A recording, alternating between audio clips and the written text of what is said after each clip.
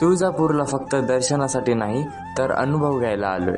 तर नमस्कार मित्रांनो, आजच्या व्लॉगमध्ये आपण निघालो आहोत पुण्यावरून थेट तुळजाभवानी मातेचं दर्शन घेण्यासाठी तुळजापूरला।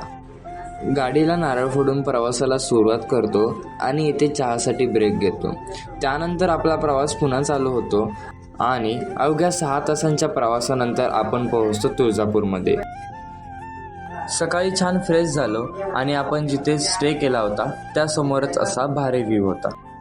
त्यानंतर लगेचच निघालो आई तुळजाभवानीचे दर्शन घेण्यासाठी, जिथे फोटो वगैरे काढून महाद्वारातून एंट्री करतो आणि मग गौमुखात स्नान करण्यासाठी जातो, कारण तिथलं पाणी घेऊनच पुढे दर्शनासाठी जातात। गौमुखासमोरच आहे सिद्धिविनायकाचे मंदिर, जिथे उजव्या सोंडेचा गणपती आहे।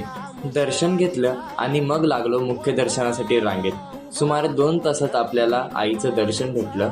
नंतर तुळजाभवानीची आरती करून मंदिरातलं एक खास आकर्षण म्हणजे चिंतामणी दगड, जो आपल्या मनातील प्रश्नांना हो किंवा नाही मध्ये उत्तर देतो।